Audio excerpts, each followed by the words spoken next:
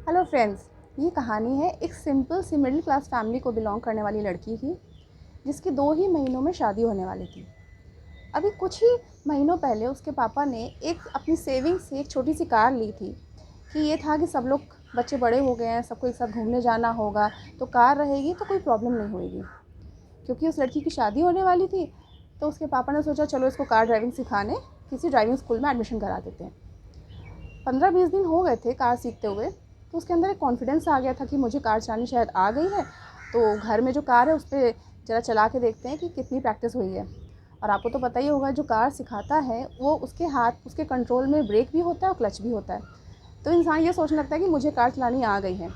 एक दिन शाम को उसने अपने पापा से ज़िद की कि पापा मुझे कार चलानी आ गई, चलिए घर में जो कार है निकालते हैं और कहीं राउंड लेके आते हैं पास ही में। उसके पापा को अपनी कार से बहुत प्यार था, खूब ख्याल रखते थे और खुद ही साफ़ करना, खुद ही यूज़ करना, किसी को देते भी नहीं थे। लेकिन फिर भी बेटी की ज़िद करने पे उन्होंने कहा चलो अच्छा निकालो कार, देखते हैं कितनी चलानी आती है।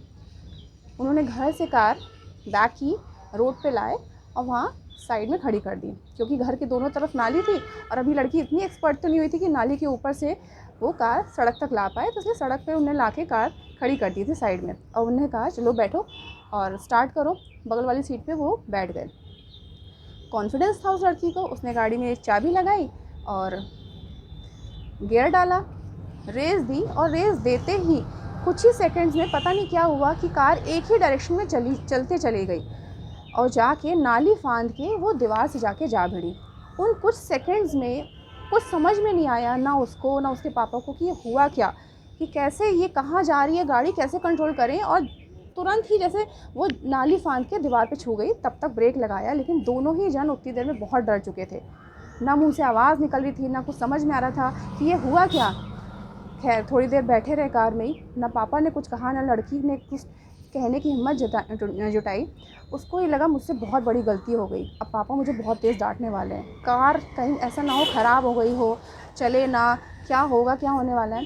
खैर उसके पापा कार से उतरे, लड़की भी उतरी, उन्होंने कार बैक की और ला के वापस से सड़क पे खड़ी करी।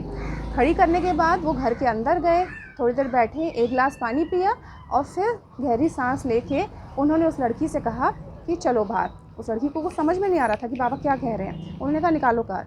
वो पहले ही इतनी घबराई हुई थी, इतनी डरी हुई, इतनी सहमी हुई थी कि उसको काँप रही थी अंदर से कि मैं कैसे क्या करूँगी, बहुत बड़ी गलती होगी, अब शायद मैं ज़िंदगी में कभी कार नहीं चला पाऊँगी, मेरे अंदर हिम्मत नहीं है। लेकिन उसके पापा ने कहा नहीं, निकालो कार और चक्कर लगा के आते हैं। उसने खूब मना किया, नहीं पापा मुझसे नहीं होगा, मुझे चलानी नहीं आती है, मैं नहीं चला पाऊँगी। उसके पापा ने कहा नहीं, अभी तुम्हें चलाना होगा, क्योंकि यही मौका है। अगर आज तुमने हिम्मत नहीं जुटाई तो शायद ज़िंदगी में तुम कभी कार चलाना नहीं चाहोगी, तुम्हें हमेशा डर लगेगा। लेकिन अगर आज तुमने कार निकाली तो ये कॉन्फिडेंस तुम्हारा कभी ख़त्म नहीं होगा, ये हिम्मत ख़त्म नहीं होगी। उसके पापा ने उसको समझाया, वो कार में बैठी, ऑन की, स्टार्ट की कार, गियर डाला, रेस दी और धीरे धीरे करते हुए वो पूरे मोहल्ले का चक्कर लगा के आए। उस दिन अगर उसके पापा उसको डांटते और गाड़ी चलाने की दोबारा से हिम्मत उसको नहीं देते, तो शायद वो कभी ज़िंदगी में हिम्मत नहीं करती और वो गाड़ी चलाने की कोशिश ना करती, ना सीख पाती। फ्रेंड्स, ऐसे ही हमारी ज़िंदगी में भी होता है।